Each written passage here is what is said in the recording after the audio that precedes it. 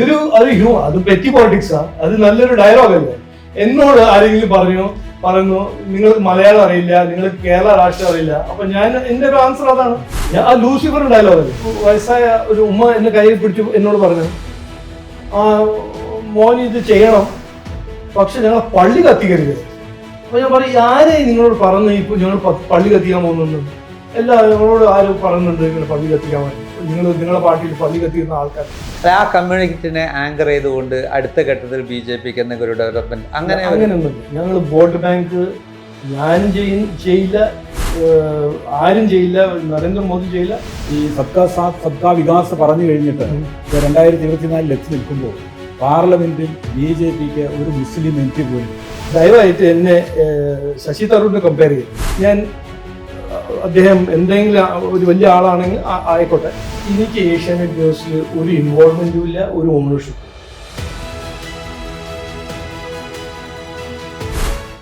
BJP സംസ്ഥാന president Shri Rajeev ചന്ദ്രശേഖറാണ് നമുക്കൊപ്പം. കേരളം താങ്കൾക്ക് പുതിയൊരു സ്ഥലമല്ല. 2016 താങ്കൾ NDAയുടെ വൈസ് ചെയർമാനായിട്ട് കേരളത്തിലെത്തുന്നുണ്ട്. കേരളത്തിലെ എല്ലാ പ്രദേശങ്ങളും താങ്കൾക്ക് പരിചയമുള്ള സ്ഥലങ്ങൾ തന്നെയാണ്. പക്ഷേ BJPയുടെ സംസ്ഥാന പ്രസിഡന്റ് എന്ന ആ ഒരു പദവി, ആ പുതിയൊരു ദൗത്യം ഏറ്റെടുക്കുമ്പോൾ താങ്കളുടെ മുന്നിൽ ഒരുപാട് അവസരങ്ങളും അതുപോലെ തന്നെ വെല്ലുവിളികളുമുണ്ട്. ഈ ഒരു പ്രത്യേക ഘട്ടത്തിൽ ഇപ്പോൾ കേരള പര്യടനം താങ്കൾ നടത്തിക്കൊണ്ടിരിക്കുകയാണ്. വിവിധ ജില്ലകളിലെ ഭാരവാഹികളെ കാണുന്നു, ജനങ്ങളുമായിട്ടൊരു സമ്പർക്കത്തിൽ ഏർപ്പെടുന്നു. ഈ ഒരു പുതിയ ദൗത്യം താങ്കൾ എങ്ങനെയാണ് കാണുന്നത്? ആദ്യം നമസ്കാരം. അല്ല, ഒരു ചാലഞ്ചാണ്, അതിൽ ആർക്കൊരു ഡൗട്ടൊന്നുമില്ല, സംശയമില്ല. പക്ഷേ ചാലഞ്ചിൻ്റെ ഒപ്പം ഞാൻ കാണുന്നത് ഇവിടുത്തെ ജനങ്ങൾ, ഞാൻ കേട്ട ജനങ്ങളെല്ലാം ഒരു മാറ്റം ആഗ്രഹിക്കുന്നു. ഞാനിത് നന്നായി കേട്ടത് എൻ്റെ തിരുവനന്തപുരം ലോക്സഭ ഇലക്ഷൻ്റെ സമയത്തായിരുന്നു. ഞാൻ അവിടെ എത്തിയ ഉടനെ എയർപോർട്ടിൽ എന്നോട് ഒരു വെൽവിഷർമാർ എന്നെ കണ്ടു. അന്ന് ഒരു 7-ാം തീയതി 8-ാം തീയതി മാർച്ചിൽ വന്നപ്പോൾ എന്നോട് അവിടെ എയർപോർട്ടിൽ പറഞ്ഞു, പേടിക്കണ്ട, അങ്ങനെ 19 BJP 1 ലക്ഷം വോട്ട് കൊണ്ടാണ് തോറ്റത്, താങ്കൾ തോക്കുന്നത് 2 ലക്ഷം വോട്ട് മാത്രമായിരിക്കുള്ളൂ എന്ന് എന്നോട് അന്ന് പറഞ്ഞു. അപ്പൊ ഞാൻ വിചാരിച്ചു, ഇതാണോ ഒരു ഒരു ഒരു സ്ഥിതി എന്ന് പറഞ്ഞ് ഇറങ്ങിയിട്ട് പിറ്റേ ദിവസം പാർട്ടി ഓഫീസിലെല്ലാം പോയപ്പോൾ എനിക്ക് മനസ്സിലായി അതല്ല റിയാലിറ്റി. ജനങ്ങൾക്കൊരു മാറ്റം വേണം. അതുകൊണ്ടല്ലേ 35 ദിവസം 40 ദിവസത്തിൽ എൻ്റെ ഒരു ക്യാമ്പയിന് അങ്ങനെ ഒരു 2 ലക്ഷം -2 lakhs അല്ല -8,000 വോട്ട്സ് ആയിട്ട് മാറിയത്. അത് ഒരു ഫാക്റ്റാണ്.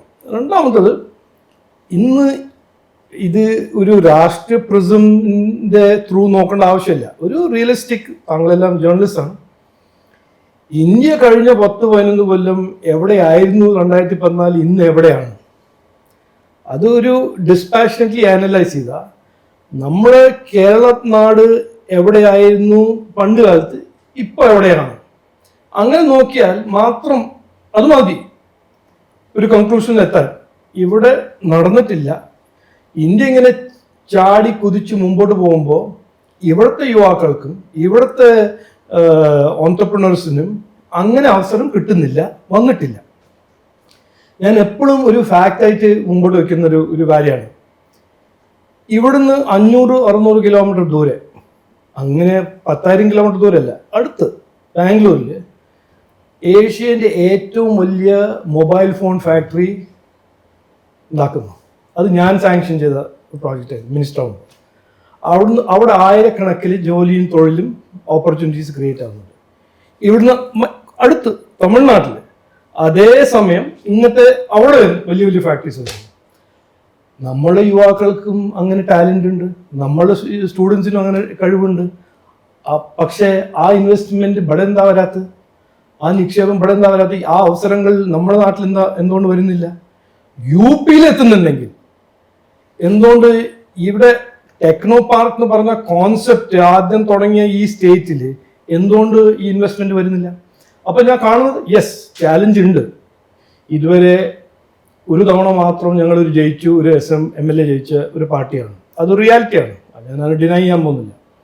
പക്ഷെ മാറ്റം വേണം. ആ മാറ്റവും വികസനവും കൊണ്ടുവരാൻ കഴിവുള്ള ഒരു ഒറ്റ പാർട്ടി BJP NDA ആണ് എന്ന് പറഞ്ഞ് ആ ഒരു ഓപ്പർച്യൂണിറ്റി ഞാൻ കാണുന്നുണ്ട്.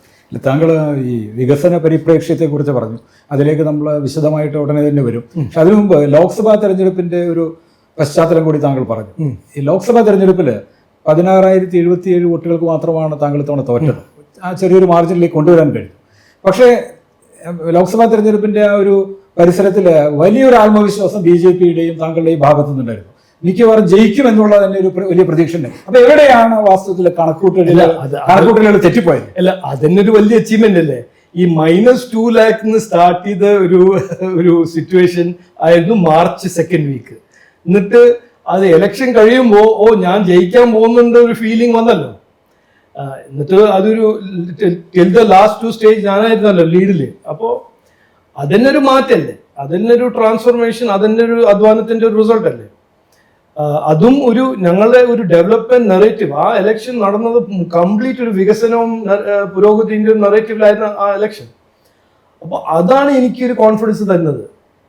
ഈ പുരോഗതിയും വികസനം ഇവിടെ പറയാനും ചെയ്യാനും ആരുമില്ല. UDF LDF എന്ന 2 പാർട്ടി, ഞാൻ അവരെ അങ്ങനെ വേണ്ടാതെ തർക്കിക്കുന്നില്ല, തെറി പറയാനും പോകുന്നില്ല. പക്ഷേ ഫാക്ട് ഇസ് ഫാക്ട്. അവർക്ക് ഇത് ചെയ്യാൻ ഇതുവരെ ജനങ്ങൾ കൊടുത്ത അവസരങ്ങൾ ഒരു തവണയല്ല, 2 തവണയല്ല, 3, 4, 5, 60 കൊല്ലം ഇവർക്ക് കിട്ടിയ ഓപ്പർച്യൂണിറ്റീസ് തന്നെ ഇവർ സ്ക്വാണ്ടർ ചെയ്യുന്നു. അതിന്റെ പെയിനും അതിന്റെ സഫറിങ്ങും അതിന്റെ കോൺസിക്വൻസസ് ആരാണ് പിന്നെ സഫർ ചെയ്യുന്നത്? ഇവിടുത്തെ യുവാക്കളല്ലേ, ഇവിടുത്തെ പിന്നെ തലമുറയല്ലേ, ഈ പുതിയ തലമുറ. അപ്പോ ഇതാണ് ഫാക്ട്. അല്ല, അവിടെ ഒരു ചെറിയ കാര്യം എന്താണെന്ന് വെച്ച് കഴിഞ്ഞാൽ ഈ വട്ടിയൂർക്കാവില് താങ്കൾക്ക് വലിയ മുന്നേറ്റം ചോദിക്കാവുന്ന ഒരു കാര്യം, ഈ തിരുവനന്തപുരം സിറ്റി കോൺസ്റ്റിറ്റ്യുവൻസിയിൽ തരൂര് മുന്നിൽ വന്നത് അപ്രതീക്ഷിതമായിരുന്നു.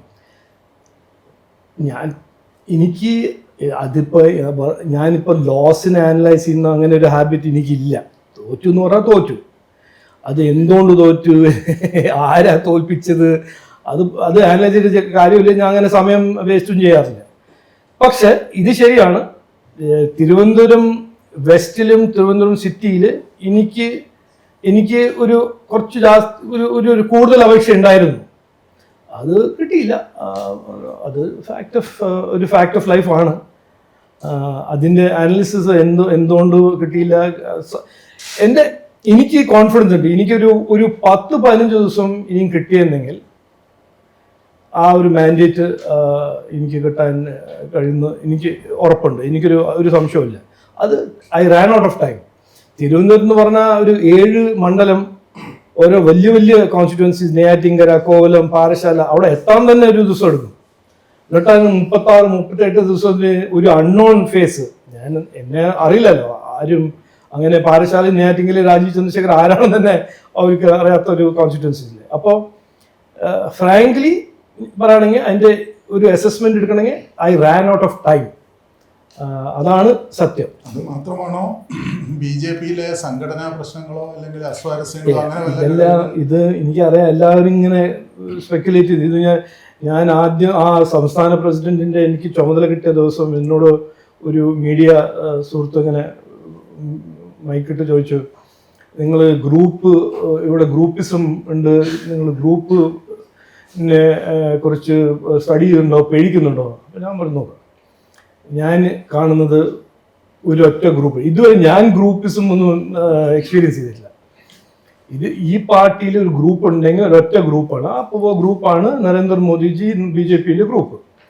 വേറെ ഏതെങ്കിലും ഗ്രൂപ്പ് ഉണ്ടെങ്കിൽ അവർ വീട്ടിലിരുന്ന് ഗ്രൂപ്പ് ചെയ്യണമെങ്കിൽ അത് ഡിഫറെൻറ്റ് ഇഷ്യൂ. ബട്ട് പോളിറ്റിക്സ്, പിന്നെ സേവന രാഷ്ട്രീയം, അതിലെല്ലാം പാർട്ടി ഒറ്റക്കെട്ടായിട്ടാണ് ഇത് ചെയ്യാൻ പോകുന്നത്, ചെയ്യുന്നത് എന്നാണ് എൻ്റെ ഒരു എക്സ്പെക്ടേഷനും ഞാൻ മനസ്സിലാക്കിയത് ഇതാണെന്നാണ് ഞാൻ പറഞ്ഞത്. അല്ല, ഞാനിത് ചോദിക്കുന്നതിന്റെ കാര്യം, വർഷങ്ങളായിട്ട് നമ്മൾ സമൂഹത്തിൽ കാണുന്ന ഒരു ഘടകം എന്ന് പറഞ്ഞാൽ BJP-ക്ക് അനുകൂലമായിട്ടുള്ള അല്ലെങ്കിൽ നരേന്ദ്രമോദിയും അമിത്ഷായും നേതൃത്വത്തിൽ നടക്കുന്ന സംഗതികളോട് ആനുകൂല്യമുള്ള വലിയൊരു മനസ്ഥിതി കേരളീയരിൽ അത് പാർട്ടി ഭേദമന്യേ തന്നെ കാണുന്നുണ്ട്. പക്ഷേ ഒരു ഇലക്ഷനെ നമ്മൾ നേരിടുമ്പോൾ എപ്പോഴും അവസാന നിമിഷങ്ങളിൽ പ്രത്യേകിച്ച് BJP-യുടെ സോക്കോൾഡ് കാൻഡിഡേറ്റ്സ് അവർ പലരും പിന്നോട്ട് പോകുന്നതായിട്ട് കാണുന്നു. വിജയ സാധ്യതയുള്ള ഏതെങ്കിലും സ്ഥലങ്ങളുണ്ടെങ്കിൽ അവിടുന്ന് പിന്നോട്ട് വലിപ്പിക്കുന്ന ചില പ്രവണതകൾ പാർട്ടിക്കുള്ളിൽ തന്നെ ഉണ്ട്. അത് ഒരു സത്യമാണ്. സുരേഷ് ഗോപി മാത്രമാണ് നമുക്ക് അതിൽ നിന്ന് വ്യത്യസ്തമായ റിസൾട്ട് ഉണ്ടാക്കി തന്നിട്ടുള്ളത്. അദ്ദേഹം ഈ പറഞ്ഞ പോലെ ഒരു സംഘടനാ BJP എന്ന് പറയാനും പറ്റില്ല. അപ്പോൾ അതുകൊണ്ടാണ് ഞാൻ ചോദിച്ചത്, സംഘടനാപരമായിട്ടുള്ള സംഗതികൾക്ക് ഒരു എഡ്ജില്ലേ? അല്ല, ഞാൻ ഇതിൽ എത്രയോ ആൾക്കാരുടെ എത്രയോ തിയറീസ് ഉണ്ട്. അപ്പോൾ ഞാൻ അത് പഠിക്കാൻ തുടങ്ങി അതിന് സമയം കളഞ്ഞാൽ എനിക്ക് വേറെ ഒരു സമയം ഉണ്ടാവില്ല. അതുകൊണ്ട് ഞാൻ ഹിസ്റ്ററിയിൽ അങ്ങനെ പോകാൻ താല്പര്യമില്ല. ഞാൻ കാണുന്നത് ഒരു കേരളം, ഒരു വികസിത കേരളം. എൻ്റെ കാഴ്ചപ്പാട് നരേന്ദ്രമോദിജി എന്ന് പഠിച്ച ഒരു ഡെവലപ്മെൻറ്റ് ഇസ് എവറിത്തിങ് എന്ന് എൻ്റെ ഒരു ബിലീഫാണ്. അതുകൊണ്ട് ഞാൻ അങ്ങനെ ഹിസ്റ്ററിനെ ഇഗ്നോർ ചെയ്യുന്നില്ല. പക്ഷേ ഹിസ്റ്ററിന്ന് അങ്ങനെ പഠിച്ച് മുമ്പോട്ട് പോകുന്ന ആളല്ല. അപ്പോൾ എനിക്കൊരു ക്ലാരിറ്റി ഉണ്ട്. ജനങ്ങൾക്ക് വേണ്ടത് ഒരു മാറ്റമാണ്. ജനങ്ങൾക്ക്, എസ്പെഷ്യലി യൂത്ത്, അവർക്ക് വേണ്ടത്, ഞാനിപ്പോൾ മാറേണ്ടവരാണ്.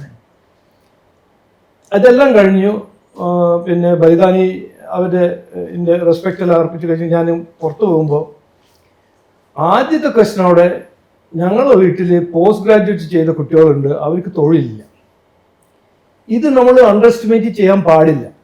അതുകൊണ്ടാണല്ലോ ഈ കോൺഗ്രസ് നേതാവ് പറഞ്ഞ എനിക്ക് കേരള രാഷ്ട്രീയം അറിയില്ല എന്ന് പറയുമ്പോൾ അത് ശരിയാണ്. എനിക്കതിന് ഹിസ്റ്ററി പഠിക്കാൻ അങ്ങനെ താല്പര്യമില്ല. അവരുടെ ഒരു ക്ലാസിക് പോളിറ്റിക്സ് അല്ല ഫ്യൂച്ചറിൽ നടക്കുന്ന പോളിറ്റിക്സ്. അതിൽ എനിക്കൊരു സംശയമില്ല. ഇന്ന് വരുന്ന പോളിറ്റിക്സ് ഇൻഫ്രാസ്ട്രക്ചർ ഓഫ് ഓപ്പർച്യൂണിറ്റി, അവസരങ്ങൾ ഉണ്ടാക്കുന്ന അടിസ്ഥാന സൗകര്യങ്ങൾ, പദ്ധതികൾ, ഈ അവസരം ഉണ്ടാക്കുന്ന പദ്ധതികൾ, സംസ്ഥാന സർക്കാർ അവസരം ഉണ്ടാക്കുന്ന സംസ്ഥാന സർക്കാർ, ഇതാണ് കുട്ടികൾക്കും എല്ലാവർക്കും വേണ്ടത്. അപ്പോൾ ഈ പൊളിറ്റിക്കൽ നറേറ്റീവ്, നമ്മുടെ നാട്ടിലൊരു പൊളിറ്റിക്കൽ നറേറ്റീവ്, ഒരു ഇംഗ്ലീഷിലൊരു ഫ്രേസ് ഉണ്ട്, സെൽ ബൈ ഡേറ്റ് അതിന് കഴിഞ്ഞു. ഈ വരുന്ന തെരഞ്ഞെടുപ്പിൽ അതൊരു കൺഫർമേഷൻ ആയിട്ട് മാറുന്നതാണ് എൻ്റെ ഒരു എക്സ്പെക്ടേഷൻ. അപ്പോൾ നമുക്ക് കാണാം. ഇപ്പൊ താങ്കൾ പറഞ്ഞു വരുന്നത് നേരത്തെ 500 കിലോമീറ്റർ അപ്പുറം തമിഴ്നാട്ടിലേക്കും ബാംഗ്ലൂരിലേക്കും പോകുമ്പോൾ കേരളത്തിലൊരു വലിയ അവസര സമത്വമില്ലായ്മ അല്ലെങ്കിൽ അവസരമില്ലാത്തൊരു സാഹചര്യം കേരളത്തിലുണ്ട്.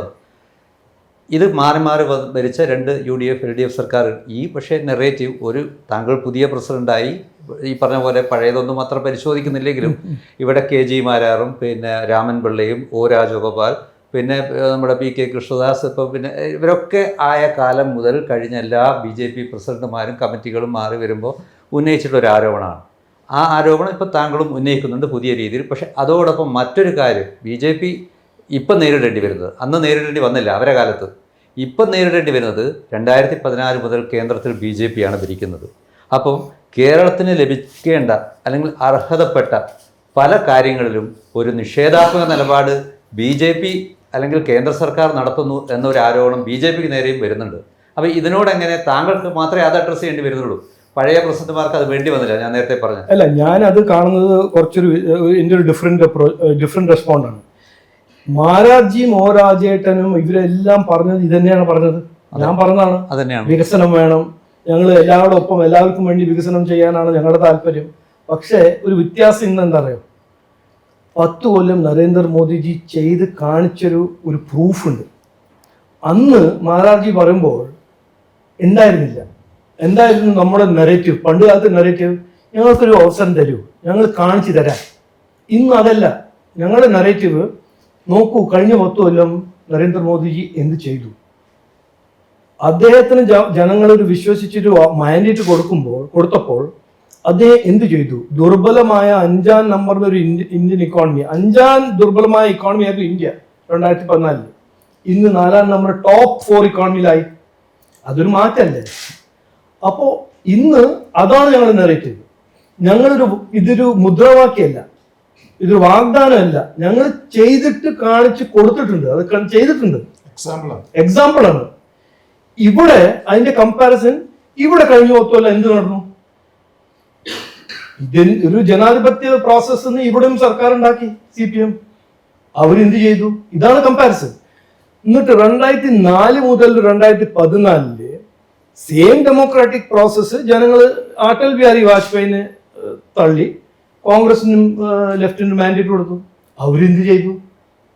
അപ്പോൾ ഈ നെറേറ്റീവ് വാഗ്ദാനവും മുദ്രാവാക്യത്തിന്റെ നെറേറ്റീവ് അല്ല, ഇത് പെർഫോമൻസ് ആണ്. അതുകൊണ്ട് ഞാൻ പോളിറ്റിക്സ് ഓഫ് പെർഫോമൻസ് എന്ന് പറഞ്ഞ കോൺസെപ്റ്റ് മുമ്പോട്ട് വെക്കാൻ ആഗ്രഹിക്കുന്നു. ഇംഗ്ലീഷിൽ Kerala deserves politics of performance. ഇത് ഒരു അവകാശമാണ് ജനങ്ങൾക്ക്. ഞങ്ങൾക്ക് വേണ്ടത് ഒരു നേതാവോ, ഒരു പാർട്ടി, ഒരു ഗവൺമെന്റ്, സംസ്ഥാന ഗവൺമെന്റ് ഇവിടെ ചെയ്ത് കാണിച്ച് മുമ്പോട്ട് കൊണ്ടുപോകാനുള്ള ഒരു പോളിറ്റിക്സ് ഓഫ് പെർഫോമൻസ് ചെയ്യുന്ന ഒരു സംസ്ഥാന സർക്കാർ വേണം എന്നാണ് ഞാൻ. അത് വേണമെങ്കിൽ ഞങ്ങളാണ് റെഡി. നിങ്ങൾക്ക് പിന്നെ ജനങ്ങളാണ് തീരുമാനിക്കേണ്ടത്, ഞാനല്ല തീരുമാനിക്കേണ്ടത്, നിങ്ങൾ 100 തീരുമാനിക്കുന്നത്. അപ്പോൾ ജനങ്ങൾ ഇത് വിചാരിച്ചാൽ അല്ല, ഞങ്ങൾക്ക് സ്ലോഗനാണ് വേണ്ടത്, അക്രമ രാഷ്ട്രമോ വേണ്ടത്, പീഡന രാഷ്ട്രം വേണം, ഞങ്ങൾക്ക് പിന്നെ അഴിമതി വേണം, മകനും മകളുടെ കമ്പനിയിൽ കാശ് കൊടുക്കണം, അതാണെങ്കിൽ പിന്നെ മറ്റേ ഒരു പേര് ടിക്ക് ചെയ്യുക. എൻ്റെ ഒരു റെസ്പോൺസിബിലിറ്റി, ചുമതല ഇത് മുമ്പോട്ട് വെക്കാനാണ്. അത് ഞാൻ വെക്കും. അത് മിസ്ഇൻഫർമേഷൻ അവരെന്ത് പറഞ്ഞാലും ഈ ട്രൂത്തിനെ ഞാൻ മുമ്പോട്ട് വെക്കും. ഈ സത്യം, ഞങ്ങളുടെ പോളിറ്റിക്സ് ഓഫ് പെർഫോമൻസിനെ കുറിച്ച് ആരും എവിടെയും ഡിബേറ്റ് ചെയ്യാൻ അവരുടെ കൂടെ ഞാൻ തയ്യാറാണ്. അവരൊപ്പം സംസ്ഥാന പ്രസിഡന്റ് ആയ നാളെ തൊട്ട് സാർ പറയുന്ന ഒരു കാര്യമാണ് ഇവിടെ ഓണ്ടർപ്രണർഷിപ്പ്, അതെ, പിന്നെ എംപ്ലോയ്മെന്റിന്റെ കാര്യം, അതെ, ഇൻവെസ്റ്റ്മെന്റ്, ഈ 3 കാര്യങ്ങളുടെ അപ്പുറത്ത് കേരളം ഹൈ പൊളിറ്റിക്കൽ ആയ ഒരു സ്റ്റേറ്റ് ആണ്. ഇവിടെ അഡ്രസ് ചെയ്യേണ്ട മറ്റ് പൊളിറ്റിക്കൽ ഇഷ്യൂസ് കേരളത്തിന്റെ തനതായ രീതിയിൽ, കാർഷിക സമൃദ്ധിയുടെ ഒരു നാടാണ് കേരളം. കർഷകരുടെ പ്രശ്നങ്ങൾ, ലോക്സഭാ തെരഞ്ഞെടുപ്പിന്റെ ഇടയ്ക്ക് ഈ പറയുന്ന താങ്കൾക്ക് ഏറ്റവും വോട്ട് കിട്ടിയതും ഏറ്റവും കൂടുതൽ ദിവസം പ്രചരണത്തിൽ പോയതും തീരദേശ മേഖലയാണ്. അപ്പം അടിസ്ഥാനപരമായ ജനങ്ങളുടെ വികസനത്തിന് വേണ്ടിയിട്ടുള്ള ഒരു കാര്യത്തെ കുറിച്ചും അങ്ങനെ സ്ട്രെസ് ചെയ്ത് പറഞ്ഞതായിട്ട് കേട്ടിട്ടില്ല. ഒരു പക്ഷേ ഈ 3 പോയിന്റിൽ തന്നെ സ്റ്റിക്ക് ഓൺ ചെയ്യുന്നു. അതെന്തുകൊണ്ട്? അല്ലല്ല, വികസനം എന്ന് പറഞ്ഞാൽ ഇത് താങ്കളുടെ ഇന്റർപ്രിട്ടേഷൻ. ഞാൻ പറഞ്ഞ വികസനം എന്ന് പറഞ്ഞ ഫാക്ടറീസ് മാത്രമല്ല. വികസനം എന്ന് പറഞ്ഞാൽ ഞാൻ തീരദേശത്തെ ഒരു മത്സ്യത്തൊഴിലാളി കുടുംബത്തിൽ നിന്ന് ആണെങ്കിൽ എനിക്കും വേണം അവിടെ വികസനം. എൻ്റെ വികസനത്തിന്റെ മോഡൽ വേറൊരു മോഡലാണ്. എനിക്ക് ഫാക്ടറി അല്ല വേണ്ടത്, എനിക്ക് വീട് വേണം, എനിക്ക് കുടിവെള്ളം വേണം, എനിക്ക് കടലാക്രമണത്തിന്റെ അഗേൻസ്റ്റ് ഒരു സീ വോൾ വേണം, എനിക്ക് എൻ്റെ കുട്ടികളും അവിടുത്തെ കമ്മ്യൂണിറ്റിക്ക് വേണമെങ്കിൽ സ്കില്ലിംഗ് ഇൻസ്റ്റിറ്റ്യൂട്ട് വേണം. ഈ ബ്ലൂ റെവല്യൂഷൻ വരുമ്പോൾ ആ എൻറ്റയർ ഫിഷിംഗ് ഇക്കോണമി ഒരു മാറുന്നൊരു ഇക്കോണമിയാണല്ലോ. Deep sea fishing, near shore fishing, അതിൻ്റെ എല്ലാം തൊഴിലും ഇൻവെസ്റ്റ്മെന്റും കഴിവും എല്ലാം ഉണ്ടാക്കുന്ന ഒരു സംവിധാനം വേണ്ടേ? ഇന്ന് ഒരു ഗൂഗിൾ മാപ്പിൽ പോയാൽ ഒന്നും പറയണ്ട, എനിക്ക് ഒരു സ്പീച്ചും ചെയ്യേണ്ട ആവശ്യമില്ല. ആ ഒരു ഗൂഗിൾ മാപ്പ് വെച്ച് നമ്മുടെ വെസ്റ്റ് കോസ്റ്റിന്റെ കേരളത്തിന്റെ കടലാക്രമണം കമ്പയർ ചെയ്തിട്ട് നമ്മുടെ തമിഴ്നാടിന്റെ കോസ്റ്റ് കമ്പയർ ചെയ്താൽ അത് മാത്രം മതി. ഈ നെഗ്ലക്റ്റും ഈ ഡിക്ലൈനും കഴിഞ്ഞ 30 കൊല്ലത്തിന് നെഗ്ലക്റ്റും ഡിക്ലൈനും എനിക്ക് ഒരു വാക്ക് പറയേണ്ട ആവശ്യമില്ല. ആ മാപ്പ് കണ്ടാൽ ഇവിടെ സീ കോസ്റ്റ് ഇങ്ങനെ ഉള്ളിൽ കയറി ഇറോഷൻ കൊണ്ട് 100 മീറ്റർ അല്ല, 200 മീറ്റർ അല്ല, കിലോമീറ്റർ ലാൻഡ് പോയിരിക്കുന്നു. ഞാൻ തീരദേശം പോയ സ്ഥലങ്ങളെല്ലാം ഒന്ന് പോണം, അവിടെ കണ്ടിട്ടുണ്ടല്ലോ. വെള്ളം ഇപ്പോ ഒരു റോഡ് പോയി 2ാമത്തെ റോഡ് ഇപ്പോ പോകാൻ റെഡിയാണ്. അതിന് 120 കോടി രൂപേന്റെ ഇൻവെസ്റ്റ്മെന്റ് ആണ് വേണ്ടത് അവിടെ. ഇൻവെസ്റ്റ്മെന്റ് എന്ന് പറയുമ്പോൾ ഞാൻ ഫാക്ടറി അല്ല പറഞ്ഞത്. ഇൻവെസ്റ്റ്മെന്റ് എന്ന് പറഞ്ഞാൽ investment, social infrastructure, physical infrastructure and economic infrastructure, ഇതെല്ലാം ഇൻവെസ്റ്റ്മെന്റ് വേണം. പക്ഷെ ഇവിടെ നടക്കുന്നത് ആ ഫിസ്ക്കൽ ഹെഡ്റൂം ഇല്ല. സംസ്ഥാന സർക്കാരിൻ്റെ അടുത്ത് കാശില്ല. ആരോടും ചോദിച്ചാൽ, സംസ്ഥാന സർക്കാരിൽ ചോദിച്ചാൽ, ഇൻഫോർമലി ചോദിച്ചാൽ മതി. ഞാൻ ചോദിച്ചിട്ടുണ്ട്, എന്തുകൊണ്ടാണ് ഇത് ചെയ്യാത്തത്? ഇല്ല, ഞങ്ങൾ ചെയ്യേണ്ടെന്നല്ല പറഞ്ഞത്, ഞങ്ങൾക്ക് അങ്ങനെ ഒരു ആപ്പത്തി ഉണ്ടെന്നല്ല, ഞങ്ങളുടെ കാശില്ല. അപ്പോ ഇൻവെസ്റ്റ്മെന്റ് എന്ന് പറഞ്ഞാൽ ഫോർ എക്സാമ്പിൾ കർഷകര്. അപ്പൊ ഞങ്ങൾക്ക് വേണ്ടത്, എനിക്കൊരു അവസരം കിട്ടിയാൽ ഫാർമേഴ്സിന് ഒരു ഓപ്ഷൻ മാത്രമല്ല, ഒരു 3 ഓപ്ഷൻ കിട്ടണം അവരുടെ ഈ കൾട്ടിവേഷൻ വിൽക്കാൻ. എന്തുകൊണ്ടാണ് ഈ കോർപ്പറേഷൻ ബാങ്കിന്റെ ലോൺ വാങ്ങിച്ചത് മാത്രമേ എനിക്ക് വിൽക്കാൻ പറ്റുന്നുള്ളൂ? അപ്പോൾ ഒരു ഇൻസെന്റീവ് ഇല്ല. അപ്പോൾ ഈ ഫാർമറിന്റെ മോൻ ഇത് ഈ സഫറിങ്ങും സ്ട്രഗിളും കണ്ടിട്ട് ആ കുട്ടി തീരുമാനിച്ചു എനിക്ക് ഇങ്ങനെ ചെയ്യണ്ട. സെക്കൻഡ് ജനറേഷൻ, തേർഡ് ജനറേഷൻ എന്ന് പറഞ്ഞാൽ ഫാർമിങ്ങും ഫിഷിങ് ചെയ്യാൻ ഒരു ആഗ്രഹമില്ല അവർക്ക്. തീരദേശ മേഖലയിൽ പോയി കുട്ടിയോട് ചോദിച്ചാൽ നിങ്ങൾക്ക് ഈ അച്ഛൻ മത്സ്യത്തൊഴിലാളിയാണ്, മത്സ്യം ആ ഇൻഡസ്ട്രിയിലാണ്, നിങ്ങൾക്ക് എന്താ ചെയ്യേണ്ടതെന്ന് പറഞ്ഞാൽ ഇതല്ലാണ്ട് എന്തും ചെയ്യാൻ തയ്യാറാണ്. അതെന്തുകൊണ്ട്? ഇതല്ലേ ട്രഡീഷണൽ അവരുടെ ഒരു ഫോം ഓഫ് എംപ്ലോയ്മെന്റും ഫോം ഓഫ് ഇക്കണോമിക് എംപവർമെന്റ്. ഞാൻ പറയാൻ ആഗ്രഹിക്കുന്നത് ഇൻവെസ്റ്റ്മെന്റ് പറയുമ്പോൾ ഐഫോൺ ഇലക്ട്രോണിക്സ് മാനുഫാക്ചറിങ് മാത്രമല്ല. ഇൻവെസ്റ്റ്മെന്റ് എന്ന് പറയുമ്പോൾ അഗ്രികൾച്ചറൽ ഇൻവെസ്റ്റ്മെന്റ്, അതാണ് ഞാൻ ഒരു വേർഡ് ഉപയോഗിച്ചു, ഇൻഫ്രാസ്ട്രക്ചർ ഓഫ് ഓപ്പർച്യൂണിറ്റി. അതാണ് ഞാൻ പറഞ്ഞ ഒരു കാഴ്ചപ്പാട്. അല്ല, താങ്കൾ മുന്നോട്ട് വയ്ക്കുന്ന ഒരു ആഖ്യാനം, നരേറ്റീവ് വളരെ ശ്രദ്ധേയമാണ്. അത് 2014 നരേന്ദ്രമോദി മുന്നോട്ട് വെച്ച ഒരു ആഖ്യാനത്തെ ഓർമ്മിപ്പിക്കുന്നുണ്ട്. അതായത് അദ്ദേഹം ഗുജറാത്തിൽ നിന്ന് ഇന്ത്യയുടെ ആ ഒരു വിശാലമായ ഭൂമികയിലേക്ക് വരുമ്പോൾ അദ്ദേഹം മുന്നോട്ട് വെച്ച ഒരു ആഖ്യാനം എന്ന് പറയുന്നത് വികസനത്തിന്റെ ആഖ്യാനമാണ്. എല്ലാവരും ചേർന്നുള്ള എല്ലാവരെയും പക്ഷേ 2019ലേക്കും 2024ലേക്കും എത്തിയപ്പോൾ ആ ഒരു കാഴ്ചപ്പാടിന് മാറ്റം വന്നു. വീണ്ടും ഈ വർഗീയതയുടെ ഒരു ആഖ്യാനം ഏറ്റെടുത്തു BJP എന്നുള്ള വലിയ വിമർശനമുണ്ടായി. അപ്പൊ താങ്കൾ ഇപ്പോൾ പറയുന്നത് നവകേരളത്തെ അഭിസംബോധന ചെയ്യുന്നതിന് താങ്കൾ BJPയുടെ ആ ഒരു ട്രഡീഷണൽ ഒരു എന്താ പറയുക സമീപന രീതിയായിട്ടുള്ള എന്ന് ആരോപിക്കപ്പെടുന്ന ഈ കമ്മ്യൂണിസം വർഗീയതയുടെ ഒരു വർഗീയതയുടെ മുദ്രാവാക്യങ്ങൾ ഒഴിവാക്കുമെന്നും വികസനത്തിന്റെ മുദ്രാവാക്യങ്ങൾ ഏറ്റെടുത്തുകൊണ്ടായിരിക്കും BJP അടുത്ത വർഷം നടക്കാനിരിക്കുന്ന ഈ നിയമസഭാ തെരഞ്ഞെടുപ്പിനെ സമീപിക്കുക എന്നുമാണ്. 100%. അതില് ഞാൻ അഡ്മിറ്റ് ചെയ്യാൻ പോകുന്നില്ല ഞങ്ങൾ വർഗീയവാദി പാർട്ടി ആയിരുന്നു ഇന്നിപ്പോ എല്ലാം, അതാണല്ലോ ഇപ്പോ ഇംപ്ലിക്കേഷൻ. അതല്ല, ഇത് നടന്നിരിക്കുന്നത് ഇവിടെ ഒരു ലെവല് ഭയങ്കര സിമ്പിളാണ്. ഈ LDFും കോൺഗ്രസും ഒരു 20-25 കൊല്ലമായിട്ട് ഒരു നല്ല നെറേറ്റീവ് പെയിന്റ് ചെയ്തിട്ടുണ്ട്. ഒരു നല്ലൊരു വിഷം നിറച്ച് ജനങ്ങളുടെ മനസ്സിൽ പോയിസൺ നിറച്ച് വെച്ചിട്ടുണ്ട്. അതെന്താണ്? BJP ഹിന്ദു പാർട്ടിയാണ്, വർഗീയവാദി പാർട്ടിയാണ്. ശരി, അവർ പറഞ്ഞു. സത്യം എന്താണ്? 2014 മുതൽ ഇന്ന് വരെ നരേന്ദ്രമോദിജി നമ്മുടെ ലീഡറാണല്ലോ, അദ്ദേഹം പറയുന്നതാണ് ഞങ്ങൾ ഫോളോ ചെയ്യുന്നത്. അദ്ദേഹം എന്താ പറഞ്ഞത്? സബ്കാ സാത്ത് സബ്കാ Vikas, constitution is my guide book. അദ്ദേഹം 2014 പറഞ്ഞതാണ്. ഒരു ഒറ്റ പദ്ധതി ഇന്ന് നരേന്ദ്രമോദിജി ഒരു മതത്തിനോ ഒരു സമുദായത്തിനോ എതിരെയോ ഫോളോ ചെയ്തിട്ടുണ്ടെങ്കിൽ എന്നോട് പറയും, ഞാൻ രാഷ്ട്രം വിട്ടു പോകാൻ തയ്യാറാണ്. അപ്പൊ ഞങ്ങൾ ചെയ്തതൊന്നും വർഗീയവാദിയല്ല, ഞങ്ങൾ ചെയ്തതെല്ലാം എല്ലാവരുടെ ഒപ്പം എല്ലാവർക്കും വേണ്ടിയാണ് ചെയ്തത്. ഇവരിങ്ങനെ ഓരോന്ന് പറഞ്ഞത് ആൾക്കാർ മീഡിയക്കാരെ ആംപ്ലിഫൈ ചെയ്യുന്നു. അത് ശരി, ഒരു സൗണ്ട് ബൈറ്റ്. അതിലെപ്പോഴും ഉന്നയിക്കപ്പെടുന്ന ഒരു കൗണ്ടർ ആർഗ്യുമെന്റ് എന്ന് പറയുന്നത് ഈ സബ്കാ സാത്ത് സബ്കാ വികാസ് പറഞ്ഞു കഴിഞ്ഞിട്ട് 2024 എത്തി നിൽക്കുമ്പോൾ പാർലമെന്റിൽ BJPക്ക് ഒരു മുസ്ലിം MP പോലുമില്ല. ഇരു സഭകളിലും, രാജ്യസഭയിലുമില്ല, ലോക്സഭയിലുമില്ല. അപ്പോൾ ഒരു സമുദായത്തെ, അതായത് ഏകദേശം 14-15% വരുന്ന ഒരു സമുദായത്തിന് ഭരണകക്ഷിയായ BJPയിൽ പ്രാതിനിധ്യം ഇല്ലാതാകുന്നു. എവിടെയാണ് ഈ സബ്കാ സാത്ത് സബ്കാ? അത് ചർച്ച ചെയ്യേണ്ട ഒരു വിഷയമാണ്.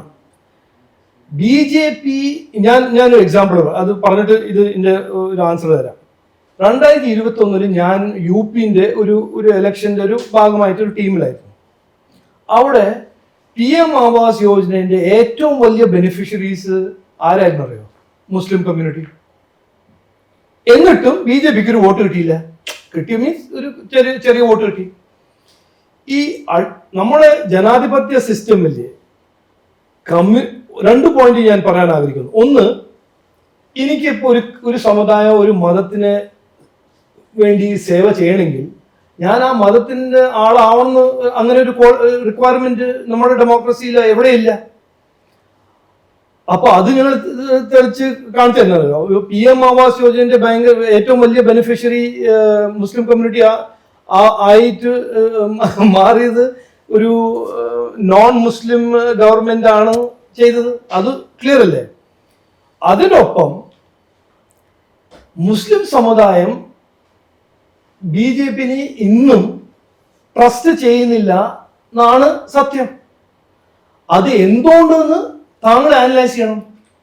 ഇന്ത്യൻ യൂണിയൻ മുസ്ലിം ലീഗ് 4-5 ദിവസം മുമ്പേ വഖഫിനെതിരെ പെറ്റീഷൻ ഫയൽ ചെയ്യുമ്പോൾ അവര് അവിടെ ക്ലിയർ ആയിട്ട് പറഞ്ഞു, we represent the interest of Kerala's Muslims. അവരല്ല വർഗീയവാദി, ഞങ്ങളാണ് വർഗീയവാദി. ഞങ്ങൾ എല്ലാവരോടൊപ്പം എല്ലാവർക്കും വേണ്ടി പറയും. അതിന്റെ പ്രൂഫുണ്ട്, തെളിവുണ്ട്. അങ്ങനത്തെ പാർട്ടിയാണ്. എന്നിട്ടോ ഞങ്ങളാ വർഗീയവാദി. അപ്പൊ ഇതൊരു നെറേറ്റീവ് സെറ്റ് ആയിട്ടുണ്ട്. അതിനെ എക്സ്പോസ് ചെയ്യണം, അതിനെ കൗണ്ടർ ചെയ്യണം. അതിന് ഞാൻ അധ്വാനിക്കും. ഞങ്ങൾ കാരണം കേരളത്തിൽ ഏകദേശം 28% മുസ്ലിം ജനവിഭാഗമാണ്. അപ്പൊ പ്രബലമായ ഒരു വിഭാഗത്തെ മാറ്റി നിർത്തിക്കൊണ്ട് ഞാൻ എല്ലാവരോടൊപ്പം എല്ലാവർക്കും വേണ്ടി ചെയ്യാൻ തയ്യാറാണ്, പ്രവർത്തിക്കാൻ തയ്യാറാണെന്ന് ഞാൻ എല്ലാ ദിവസവും പറഞ്ഞതാണ്. ട്രസ്റ്റ് ചെയ്തില്ല. മുസ്ലിം സമുദായത്തെ അഡ്രസ് ചെയ്യുന്ന ചില കാഴ്ചപ്പാടുകൾ, ചില മുദ്രാവാക്യങ്ങൾ, ചില നരേറ്റീവ്സ് കയ്യിലുണ്ട്. എന്റെ കൺവെൻഷനിൽ ഞാൻ ആദ്യത്തെ പോയിന്റ് പറഞ്ഞത് വികസനം. രണ്ടാമത്തെ പോയിന്റ് ഞാൻ മുമ്പോട്ട് വെക്കുന്നത്, ഇത് പ്രവർത്തകർക്ക് വെക്കുന്നതാണ്. ഞങ്ങൾ എല്ലാവരോടൊപ്പം എല്ലാവർക്കും വേണ്ടി പ്രവർത്തിക്കുന്ന പാർട്ടിയാണ്. അത് ഞാൻ പ്രവർത്തകരോട് പറഞ്ഞു. ഇത് ഞാൻ പഠിച്ചത് നരേന്ദ്രമോദിജിനെ പഠിച്ചത്. ഞങ്ങൾ ചെയ്യുന്നുണ്ടത്. അതുകൊണ്ട് മുസ്ലിം കമ്മ്യൂണിറ്റീൻ്റെ മിസ്ട്രസ്റ്റ് അതിനെ റിസോൾവ് ചെയ്യാൻ ഞാനൊരു ചാലഞ്ചായിട്ട് എടുത്തിട്ടുണ്ട്. പക്ഷേ ഞങ്ങളെല്ലാം അവരെ എക്സ്ക്ലൂഡ് ചെയ്യുന്നത്, അവരാണ് ഞങ്ങളെ എക്സ്ക്ലൂഡ് ചെയ്യുന്നത്. അതാണ് സത്യം. അത് എൻ്റെ മനസ്സിൽ അതൊരു വലിയ അൺഫെയർ സിറ്റുവേഷനാണ്. അത് എന്തുകൊണ്ടെന്ന് ചോദിച്ചാൽ, ഈ നരേന്ദ്രമോദിജി ഏത് പദ്ധതിയാണെങ്കിലും, PM Awas Yojana, PM Ayushman, PM മുദ്ര, PM സ്വാനിധി, ഫസൽ ബീമ യോജന, ഹജ്ജ് പ്രോഗ്രാം, ഏത് പ്രോഗ്രാം, മൈനോറിറ്റി വേണ്ട പ്രോഗ്രാം അദ്ദേഹം നന്നായി ഇംപ്ലിമെന്റ് ചെയ്തിട്ടുണ്ട്. സിൻസിയറായിട്ട് ഇംപ്ലിമെന്റ് ചെയ്തിട്ടുണ്ട്. ഗവൺമെന്റിന്റെ എല്ലാ ഡിപ്പാർട്ട്മെന്റ് സിൻസിയറായിട്ട് ചെയ്തിട്ടുണ്ട്. എന്നിട്ടും അവർ ഞങ്ങളെ ട്രസ്റ്റ് ചെയ്തില്ലെങ്കിൽ ഞാൻ എന്താ ചെയ്യേണ്ടത്? ഞാൻ ആ ട്രസ്റ്റിനെ ബിൽഡ് ചെയ്യാൻ ഞാൻ അധ്വാനിക്കും. ഒരു ചെറിയ ചോദ്യം. അതായത് ഇപ്പൊ 2 അവസരങ്ങൾ BJPക്ക് മുമ്പിൽ വരികയാണ്. ഒന്ന് പഞ്ചായത്ത് തിരഞ്ഞെടുപ്പ്, അത് കഴിഞ്ഞാൽ നിയമസഭാ തിരഞ്ഞെടുപ്പ്. ഈ ഒരു ഇപ്പോൾ നിലനിൽക്കുന്ന വളരെ അൺഫെയർ ആയിട്ടുള്ള ഒരു ആഖ്യാനം താങ്കൾ പറഞ്ഞു. അതായത് മുസ്ലിം സമുദായത്തിന് BJP അല്ലേ എതിരെ, വാസ്തവത്തിൽ അവരാണ് BJP എക്സ്ക്ലൂഡ് ചെയ്യുകയാണെന്ന്.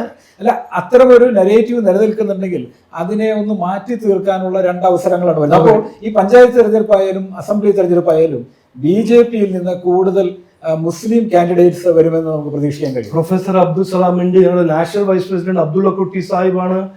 ഇവരെല്ലാം പിന്നെ ലാസ്റ്റ് ചെക്ക് ചെയ്യുമ്പോൾ മുസ്ലിമാണ്. അല്ല, കാൻഡിഡേച്ചറിൽ ഞാൻ നോക്കൂ, ഞാൻ പറയാൻ ആഗ്രഹിക്കുന്ന ഇതാണ്. ഞങ്ങൾ ആ ട്രസ്റ്റ് ബിൽഡിങ്ങിന് വേണ്ടി അധ്വാനിക്കും, ഞങ്ങൾ ചെയ്യും. അതിന് ഒരു ടോക്കൺ കാൻഡിഡേറ്റ് ആയിട്ട് വെറുതെ ഒരു കാൻഡിഡേറ്റ് വെച്ചാൽ ആ സമുദായത്തിന് പോയിട്ട് എന്തിനാണ് നിങ്ങൾ ഞങ്ങളെ എക്സ്ക്ലൂഡ് ചെയ്യുന്നത് ഞാൻ ചോദിക്കും. ഇന്നലെ ഞാൻ ഗ്രൂപ്പിൽ മീറ്റ് ചെയ്തു, ഞാൻ ചോദിച്ചു ഫ്രാങ്ക് ആയിട്ട്. ഞാൻ എൻ്റെ തിരുവനന്തപുരം ഇലക്ഷൻ്റെ സമയത്ത് എല്ലാ പള്ളിയിലും കയറി. എന്നിട്ട് ഞാൻ ട്രൂ സ്റ്റോറിയാണ്, എൻ്റെ കൈ ഒരു വയസ്സായ ഒരു ഉമ്മ എന്നെ കയ്യിൽ പിടിച്ചു എന്നോട് പറഞ്ഞു,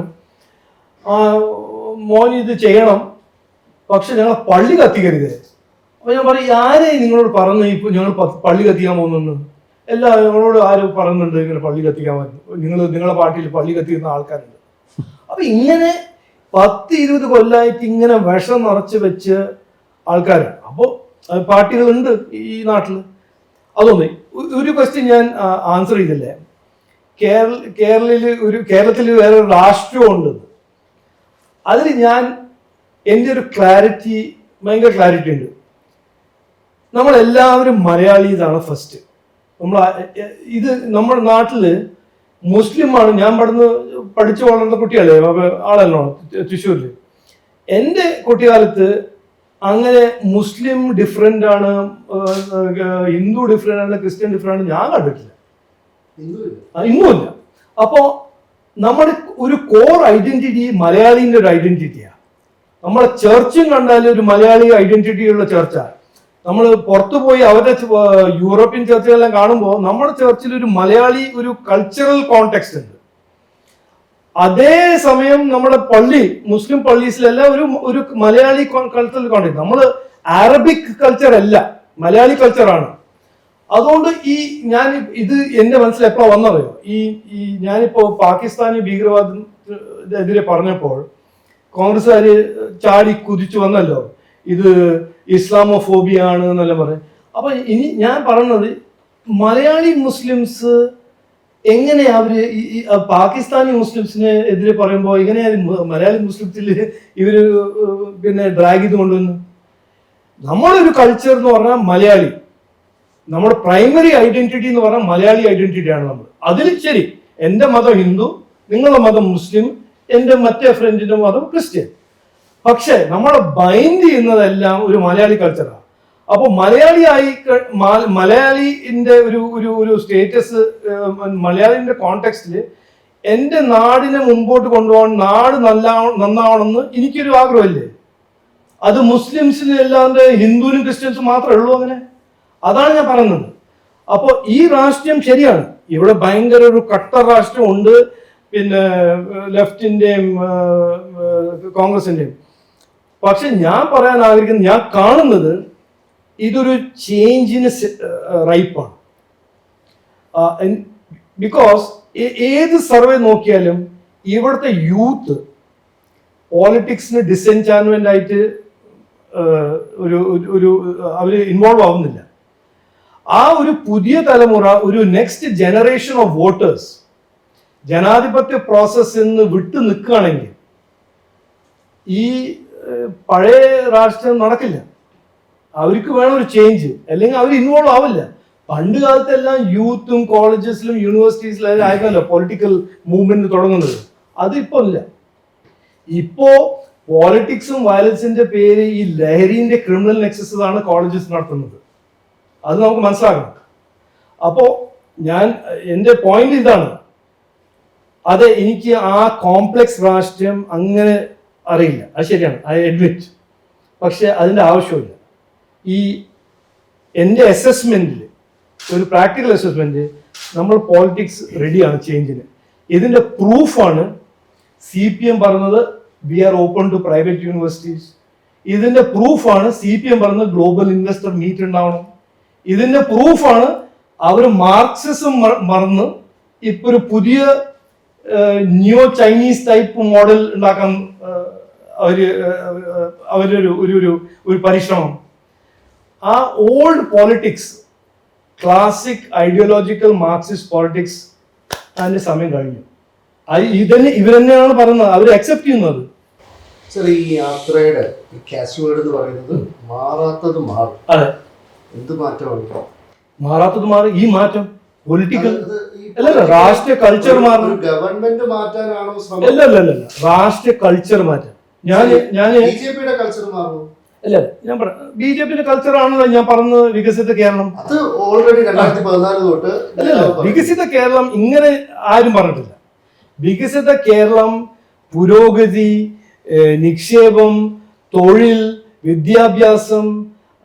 നോക്കൂ, വികസനം എന്ന് പറഞ്ഞാൽ നെഹ്റു തൊട്ട് രാഹുൽ ഗാന്ധി പറഞ്ഞ ഒരു വേർഡാണ്. അവര് പറഞ്ഞത് വാഗ്ദാനം. അതല്ല ഞാൻ പറഞ്ഞത്. വികസിത കേരളം എന്ന് പറഞ്ഞാൽ ഞങ്ങളുടെ ഒരു ദൗത്യം, ഒരു ഡെസ്റ്റിനേഷനാണ്, ഒരു പൊളിറ്റിക്കൽ സ്ലോഗൻ അല്ല. ഞങ്ങൾ പറഞ്ഞത് ഇവിടെ തൊഴിൽ ഉണ്ടാവണം, ഇവിടെ തമിഴ്നാട്ടിൽ വരുന്ന ഫാക്ടറീസ് ഇവിടെ വരണം, ബാംഗ്ലൂരിലുള്ള തൊഴിൽ ഓപ്പർച്യൂണിറ്റീസ് ഇവിടെ ക്രിയേറ്റ് ചെയ്യണം. നമ്മുടെ നാടിന്റെ ഇക്കോണമി ഒരു കമ്പറ്റേറ്റീവ് ഇക്കോണമി ആയി മാറണം. മാറ്റം എന്ന് പറയുമ്പോൾ അതാണ് മാറ്റം. അത് കൊണ്ടുവരാൻ ആദ്യം പൊളിറ്റിക്കൽ കൾച്ചർ മാറണം. ആദ്യം ഈ പൊളിറ്റിക്കൽ ഡിബേറ്റും ഡിസ്കോഴ്സും മാറണം. ഞാൻ ഈ ചെയ്യുന്ന അധ്വാനം എനിക്ക് വേറെ പണിയില്ല. ഈ എല്ലാവർക്കും പോയി ഇതിനെ മുമ്പോട്ട് വെക്കുന്നത്, ഇത് വെക്കുന്നത് ടു ചേഞ്ച് ദ ഡിസ്കോഴ്സ് മാറണം. ഈ പെറ്റി പോളിറ്റിക്സും തെറിയും ഒരു ദിവസം എന്തെങ്കിലും പറയാ, പിന്നെ മറ്റേ ദിവസം ഞാൻ എൻ്റെ മുണ്ടിന്റെ സ്റ്റൈല് നല്ല ഞാൻ പെറ്റി പോളിറ്റിക്സ് ഒന്നും ചെയ്യില്ല, ഞാൻ ചെയ്യില്ല, അന്ന് ചെയ്യില്ല.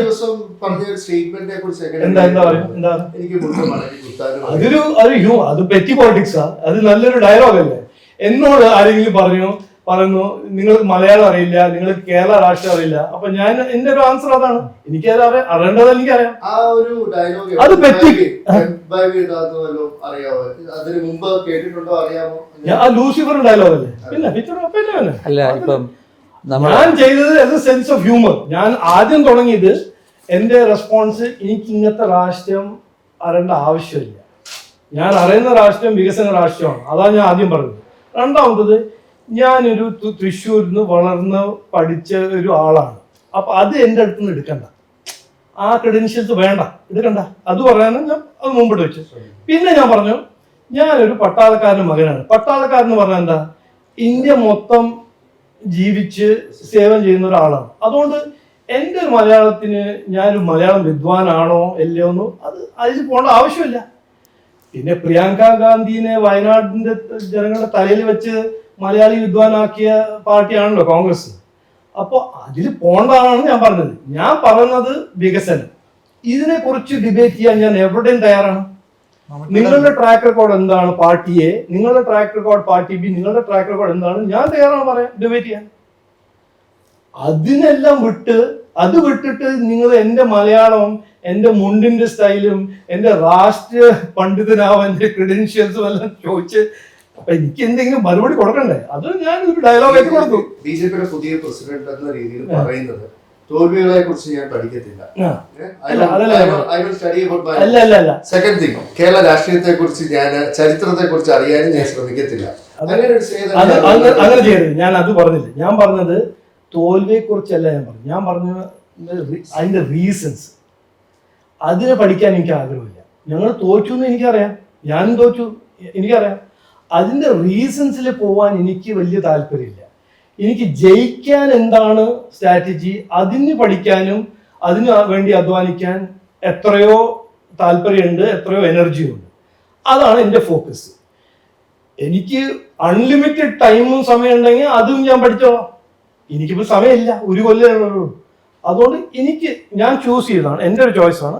മുമ്പോട്ട് നോക്കി ഇവിടെ ഒരു മാറ്റം കൊണ്ടുവരാൻ അധികാരത്തിൽ വരാൻ എന്താണ് ചെയ്യേണ്ടത്, എന്താണ് സ്കീംസ്, എന്താണ് ജനങ്ങളുടെ പ്രശ്നങ്ങൾ, അത് എങ്ങനെ പരിഹരിക്കാം, അതെല്ലാം പഠിക്കാൻ എനിക്ക് ആഗ്രഹമുണ്ട്. അതിൽ ഞാൻ ഫോക്കസ് ചെയ്യും. വാസ്തവത്തിൽ ഒരു താങ്കൾക്ക് എനിക്ക് തോന്നുന്നത് ഈ കേരളത്തിൽ ഇപ്പോൾ ശശി തരൂരൊക്കെ ക്രിയേറ്റ് ചെയ്തിട്ടുള്ള ഒരു കോൺസ്റ്റിറ്റ്യുവൻസി ഉണ്ട്. അതായത് ലിബറൽ, ഒരു ഡെമോക്രാറ്റിക്, അതുപോലെ തന്നെ രാഷ്ട്രീയത്തിന് നമ്മൾ പ്രത്യക്ഷത്തിൽ കാണുന്ന ഈ കക്ഷി രാഷ്ട്രീയത്തിന് അപ്പുറത്തേക്കുള്ള ഒരു ഇടം, ആ ഇടത്തിലേക്ക് കൂടിയാണ് താങ്കളെ BJP പ്രസിഡന്റ് ആക്കുന്ന രീതി ആക്കിയപ്പോൾ BJPക്ക് എനിക്ക് തോന്നുന്നു അങ്ങനെ ഒരു എയിം കൂടിയുണ്ട്. അതായത് കേരളത്തിന്റെ ഒരു ഭാവനയെയും മനസ്സിനെയും പിടിച്ചെടുക്കുക, അതിന് വളരെ എഡ്യൂക്കേറ്റഡ് ആയിട്ടുള്ള അല്ലെങ്കിൽ കുറെ കൂടി പുരോഗമനപരമായിട്ടുള്ള മുദ്രാവാക്യങ്ങൾ മുന്നോട്ട് വയ്ക്കുന്ന ഒരു നേതാവിനെ കൊണ്ടുവരിക. ആ ഒരു ലക്ഷ്യത്തോടു കൂടിയാണ് ഒരു മോഡറേറ്റ് ഫേസ് എന്നുള്ള രീതിയിൽ, ഒരു മിതവാദിത്വത്തിന്റെ അല്ലെങ്കിൽ ഒരു മിതത്വത്തിന്റെ ഒരു മുഖം എന്നുള്ള രീതിയിൽ താങ്കളെ BJP അധ്യക്ഷ സ്ഥാനത്തേക്ക് കൊണ്ടുവന്നിരിക്കുന്നത് എന്നൊരു നിരീക്ഷണമുണ്ട്. അങ്ങനെയാണെങ്കിൽ ആ ഒരു നിരീക്ഷണത്തിന്റെ പശ്ചാത്തലത്തിൽ താങ്കൾക്ക് കിട്ടിയ ഏറ്റവും നല്ലൊരു അവസരമായിരുന്നു വാസ്തവത്തിൽ എമ്പുരാൻ കോൺട്രവേഴ്സി. എമ്പുരാൻ സിനിമയുടെയുമായിട്ട് ബന്ധപ്പെട്ട് വന്ന ആ ഒരു വിവാദത്തിന്റെ ആ സമയത്ത് താങ്കൾ ആദ്യം പറഞ്ഞത് എന്താ പറയുക, ഞാൻ ആ സിനിമ കാണും, അത് കഴിഞ്ഞിട്ട് കാര്യങ്ങൾ പറയും. പക്ഷെ പിന്നീട് അത് വിവാദമായി കഴിഞ്ഞപ്പോൾ താങ്കൾ പറഞ്ഞു എനിക്ക് ആ സിനിമ കാണണമെന്നില്ല, അത് താങ്കളുടെ ഒരു അവകാശമാണ്, സ്വാതന്ത്ര്യമാണ്. ഒരു പൗരൻ എന്ന നിലയ്ക്ക് താങ്കൾക്ക് താങ്കളുടേതായിട്ടുള്ള ഒരു നിലപാടെടുക്കാനായിട്ട് എല്ലാവിധത്തിലുള്ള സ്വാതന്ത്ര്യമുണ്ട്.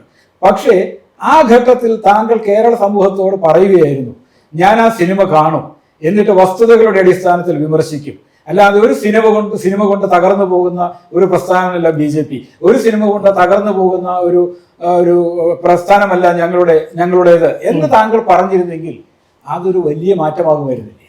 നോക്ക്, ഞാൻ പറയുന്നതെല്ലാം എൻ്റെ ഹാർട്ട് എന്ന് പറയുന്നു, അന്നും ഇന്നും നാളെയും. അപ്പം ഞാൻ ഓഡിയൻസ് നോക്കിയിട്ടും ഓപ്പർച്യൂണിറ്റി നോക്കിയിട്ടും എന്താണ് ഏറ്റവും ഒരു വൈറലാവുന്ന ഇത് നോക്കിയിട്ടല്ല ഞാൻ സംസാരിക്കുന്നത്. അതൊന്ന്. രണ്ടാമത്തത്, ദയവായിട്ട് എന്നെ ശശി തരൂരിനെ കമ്പയർ ചെയ്യില്ല. ഞാൻ അദ്ദേഹം എന്തെങ്കിലും ഒരു വലിയ ആളാണെങ്കിൽ ആയിക്കോട്ടെ, ഞാൻ അധ്വാനിച്ച് എൻ്റെ കരിയർ ഉണ്ടാക്കിയ ഒരാളാണ്, എത്രയോ പണിയെടുത്ത് അധ്വാനിച്ച് മുമ്പോട്ട് പോയ ഒരാളാണ്. അത് 2. 3, എമ്പുരാൻ. ഞാൻ മോഹൻലാലിൻ്റെ വലിയൊരു ഫാനാണ്, ആധാരകനാണ്. അപ്പോൾ അത് പണ്ടും ഇന്നും നാളെയും. ഞാൻ മൂവിൻ്റെ റിലീസ് അതിനെക്കുറിച്ച് കേട്ടു. അപ്പോൾ ഞാൻ ലൂസിഫറിനെ കണ്ടിട്ടുണ്ട്, ഇത് നല്ലൊരു പിക്ചർ ആയിരിക്കും, എനിക്ക് കാണാൻ താല്പര്യമുണ്ടെന്ന് ഞാൻ പറഞ്ഞു. അത് കഴിഞ്ഞിട്ട് അത് കോൺട്രവേഴ്സി സ്റ്റാർട്ട് ചെയ്തു. ആൾക്കാർ പറഞ്ഞു ഇത് നെഗറ്റീവാണ്. അപ്പോൾ ഞാൻ പറഞ്ഞെന്താ, ഒന്ന് പിക്ചറിനെ പിക്ചറായിട്ട് കാണണം, അതിനെ വലിയൊരു പൊളിറ്റിക്കൽ സ്റ്റേറ്റ്മെൻ്റ് ഒന്നും ആക്കേണ്ട ഒരു ആവശ്യമില്ല, ഞാൻ ആക്കാൻ പോകുന്നുമില്ല. അത് രണ്ടാമത്തെ ദിവസം ഞങ്ങളുടെ party general secretary MT Ramesh പറഞ്ഞു, അത് പാർട്ടീൻ്റെ ഒരു ക്ലിയർ സ്റ്റാൻഡായിട്ട് മാറി. മൂന്നാമത്തത് ഞാൻ പിന്നെ പോയി കണ്ടില്ല. ഇതെല്ലാം എല്ലാവരും പറഞ്ഞു, എൻ്റെ മദറിലോ വിളിച്ച് പറഞ്ഞു ഇത് തേർഡ് റേറ്റ് പിക്ചറാണ്, പോയി കാണരുത് എല്ലാം പറഞ്ഞു. ഓക്കെ, കാണണ്ട. എൻ്റെ ലൈഫ് ഇപ്പോൾ ഒരു പിക്ചർ കണ്ടില്ലെങ്കിൽ അങ്ങനെ മാറുന്നു ഞാൻ കാണുന്നത് ഞാൻ വിശ്വസിക്കുന്നില്ല. കണ്ടില്ല, എനിക്ക് ലൂസിഫർ ഇഷ്ടമായി. ഈ പുതിയ പിക്ചർ ശോഭനന്റെ ഒരു പുതിയ പിക്ചർ ഒന്നുമല്ലോ, ഞാൻ തുടരും, അത് എനിക്ക് കാണാൻ ആഗ്രഹമുണ്ട്. അത് ഞാൻ ഇപ്പോൾ അടുത്ത ആഴ്ച തിരുവനന്തപുരം ഇതെല്ലാം കഴിഞ്ഞ് കുറച്ചൊരു ഡേ ബ്രേക്ക് എടുക്കുമ്പോൾ അത് പോയി കാണും. പക്ഷെ പിന്നീട് ആ സിനിമയ്ക്ക് ഇതൊരു വലിയ ആക്രമണം ഉണ്ടായി. മാത്രമല്ല ഞാൻ എന്ത് ചെയ്യാനല്ല, അത് കഴിഞ്ഞിട്ട് അതിന്റെ നിർമ്മാതാവിന് EDയുടെ റെയ്ഡുകൾ നേരിടേണ്ടി വരുന്നു. പിന്നെ അതല്ല എന്റെ തലയിൽ അതിന്റെ സംവിധായകൻ പൃഥ്വിരാജ് ഇൻകം ടാക്സിന് നോട്ടീസ് കിട്ടുന്നു. മറ്റൊരു നിർമ്മാതാവ് ആന്റണി പെരുമ്പാവൂരിന് ഇൻകം ടാക്സിന്റെ നോട്ടീസ്. ഞാൻ പറഞ്ഞു വന്നതല്ല, ഇതെല്ലാം ഈ കുറെ കഴിഞ്ഞിട്ടോ അല്ലെങ്കിൽ അതിന് മുൻപ് ഉണ്ടാകാനെങ്കിൽ കുഴപ്പമുണ്ടായിരുന്നു. പക്ഷെ എമ്പുരാൻ സിനിമയ്ക്ക് തൊട്ടു പിന്നാലെ വന്നതുകൊണ്ട് ഒരു നിരീക്ഷണം വരുന്നത് എന്താണെന്ന് വെച്ച് കഴിഞ്ഞാല് ഇതില് വളരെ കൃത്യമായ ഒരു പ്ലാൻ ഉണ്ട്. ഇങ്ങനെ ഒരു സിനിമ എടുത്തതില് ചില കേന്ദ്രങ്ങൾക്ക് പ്രശ്നമുണ്ട്. ആ ഒരു പേടി അവര് ഇത്തരം നീക്കങ്ങളിലൂടെ പ്രതിഫലിപ്പിക്കുകയാണ്. ഞാൻ പറഞ്ഞത്, ഇത്തരമൊരു ഘട്ടത്തില് BJPയുടെ പ്രസിഡന്റ് എന്ന നിലയ്ക്ക് താങ്കൾക്ക് അതിനെ കുറച്ചുകൂടി പോസിറ്റീവായിട്ട് നേരിടാൻ കഴിയുമായിരുന്നു. ഇല്ല, ഞാൻ പറഞ്ഞു ഇത് പിക്ചറായിട്ട് കാണണം.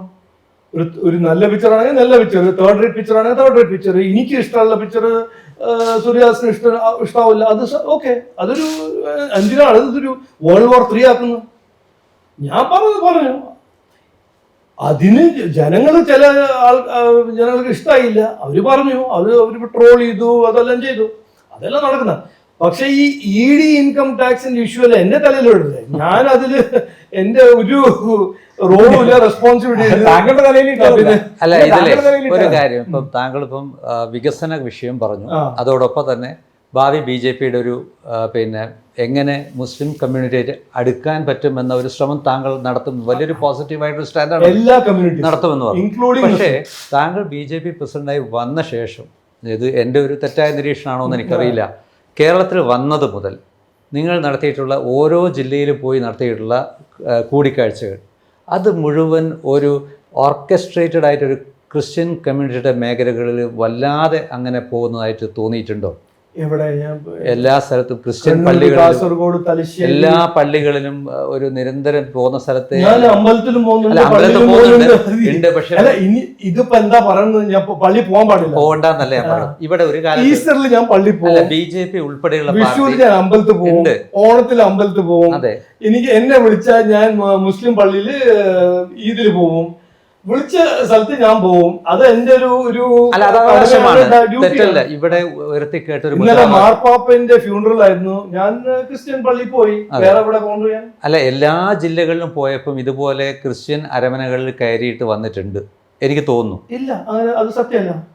ഇന്നലെ ഞാൻ പോയി, അത് ഇന്നലെ കണ്ടത്. അപ്പോ എല്ലാ ജില്ലകളിലും മുൻ ജില്ലകളിലും എറണാകുളത്ത് പോയപ്പോ പോയി, തൃശ്ശൂർ പോയപ്പോ പോയി. ഇല്ല, ഞാൻ ആർട്ടിഫിഷ്യൽ ആയിട്ട് ഒന്നും ചെയ്യില്ല. അത് എനിക്ക് ഇഷ്ടമുള്ള സാധനങ്ങൾ ഞാൻ ചെയ്യും. ഞാൻ എൻ്റെ ഹൃദയത്തിൽ ഒരു ജെന്യുവൻ ഫീലിംഗ് ഉള്ള സാധനങ്ങൾ മാത്രമേ ചെയ്യുള്ളൂ. വേണ്ടാത്തൊന്നും ഞാൻ ഒരു ഓപ്റ്റിക്സിന് വേണ്ടി ചെയ്തിട്ട് നടക്കുന്ന ആളല്ല.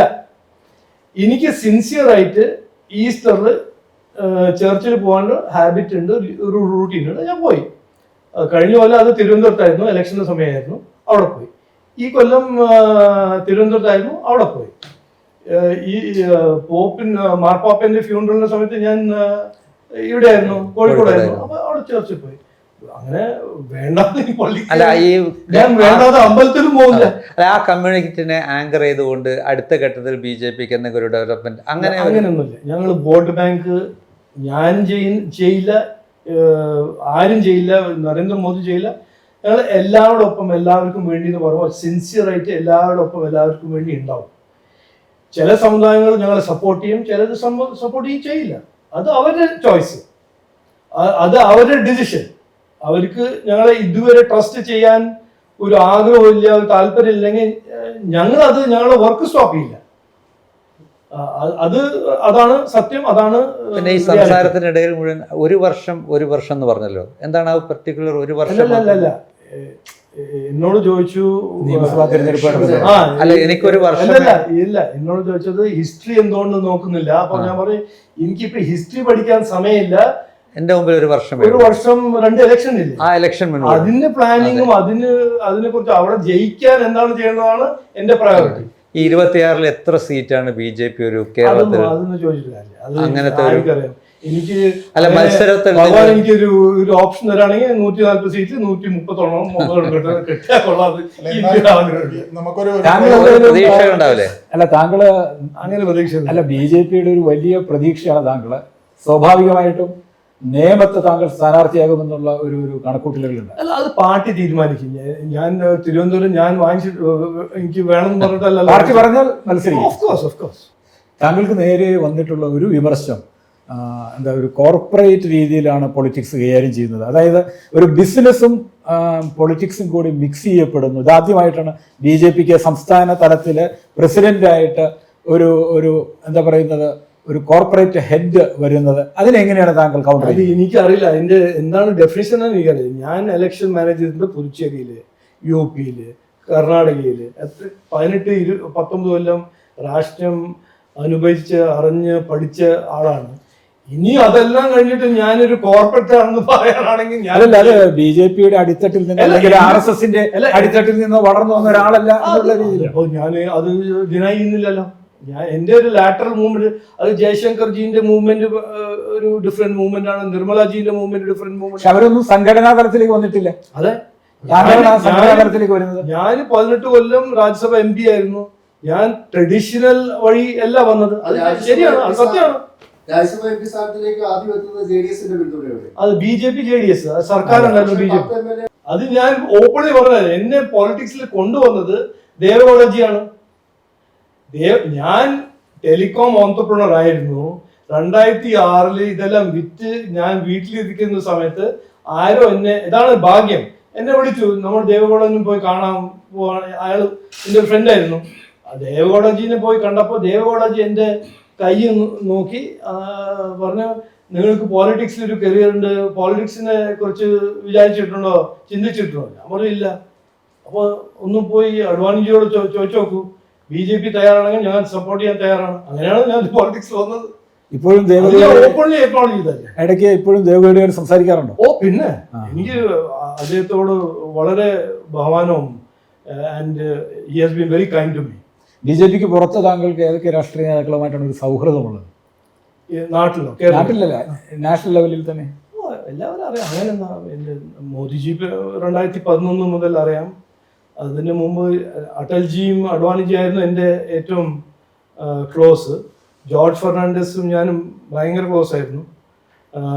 ജോർജ് ഫെർണാണ്ടസ് ആണ് ആദ്യം എൻ്റെ തലയിൽ ഈ പോളിറ്റിക്സിന്റെ കോൺസെപ്റ്റ് ഇൻസേർട്ട് ചെയ്തത്. അന്ന് അദ്ദേഹത്തിൻ്റെ പാർട്ടി ഉണ്ടായിരുന്നു, JDU ആയിരുന്നില്ല, ഏതോ ഒരു Janata something party, Samata party.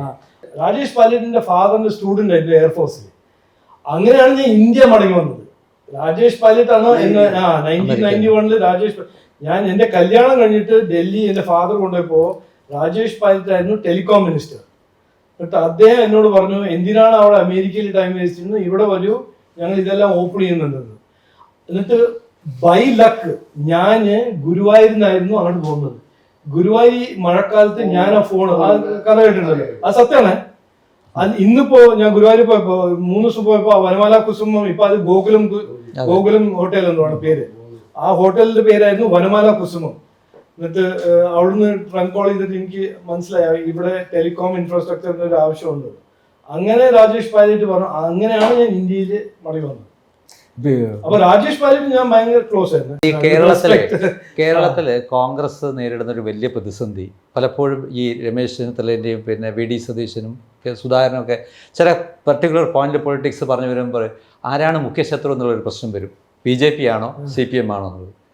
അവരെന്താ അപ്പൊ പറയുക, അവരുടെ ഉത്തരങ്ങൾ ഇങ്ങനെ അവിടെ ഇങ്ങനെ ഇങ്ങനെ പറയും. രണ്ടാളും അതെ, ഇവിടെ BJP ഇപ്പം ഇതേ ഒരു BJP ഇതുവരെ ഒരു വലിയ പ്ലെയർ ആയിരുന്നു. ഇപ്പൊ മൂന്നാം കക്ഷി എന്ന് പറഞ്ഞ് വന്ന് ഇപ്പൊ നേരത്തെ ഒരു മുഖ്യ സംഘടനയായിട്ട് ഇവിടെ വന്നു തുടങ്ങി. കേരളത്തിൽ ഇപ്പം ഇവിടെ ഭരിക്കുന്നത് LDF ഗവൺമെൻറ്, സെൻറ്ററിൽ പ്രതിപക്ഷ നേതാവായിട്ട് കോൺഗ്രസും ഉണ്ട്. ഒരു പർട്ടിക്കുലർ സന്ദർഭത്തിൽ ഒരു നിലപാടെടുക്കേണ്ടി വന്നാൽ ആരായിരിക്കും നിങ്ങളുടെ മുഖ്യ എതിരാളി? അങ്ങനെ ഉണ്ടാവുമല്ലോ. ഒരു BJP അല്ല കോൺഗ്രസ് ആണ്. എനിക്ക് പറയാനുള്ളത്, ശത്രുവായിട്ട് ഞാൻ ശത്രു എന്നുള്ള അർത്ഥത്തിലല്ല, പൊളിറ്റിക്കൽ ഒപ്പോണന്റ്. അല്ല, ഇതിൽ രണ്ട് പാർട്ടിയും യൂസ്ലെസ് ആണ്. നമ്മുടെ നാടിൻ്റെ ഭാവിയോ നാടിൻ്റെ ഫ്യൂച്ചറിനെ കുറിച്ച് ഒരു ഡിസ്കഷൻ നടത്തിയാൽ രണ്ട് പാർട്ടിയും കംപ്ലീറ്റ്ലി ഇനെപ്റ്റാണ്. അതിൽ പറയാൻ എനിക്ക് ഒരു മടിയില്ല. കോൺഗ്രസ് ഇന്നും അവർ കർണാടക സർക്കാരിലുണ്ട്, തെലങ്കാന സർക്കാരിലുണ്ട്, ഹിമാചൽ പ്രദേശ് സർക്കാരിലുണ്ട്. 3 സ്റ്റേറ്റിൻ്റെ ഇക്കണോമിക് സിറ്റുവേഷൻ നോക്കും. കർണാടകയിൽ എന്താ? കർണാടകയിൽ 2023 ട്രഷറി ഫുൾ ഒരു വൈബ്രന്റ് ഇക്കോണമി ആയിരുന്നു. ഇന്ന് അവിടെ power tariffs are going up, water tariffs are going up, road taxes going up, property taxes going up, farmer suicide is at high. എന്നിട്ട് അവരുടെ ഡെപ്യൂട്ടി ചീഫ് മിനിസ്റ്റർ പറയുന്നു ഡെവലപ്മെന്റ് കാശിലാണ്. തെലങ്കാനയിലെ അവരുടെ blue eyed boy chief minister Revanth Reddy പറയുന്നു ഞങ്ങൾക്ക് കട എടുത്തില്ലെങ്കിൽ government സർവൻസിന് കൊടുക്കാൻ ശമ്പളമില്ല. അപ്പോ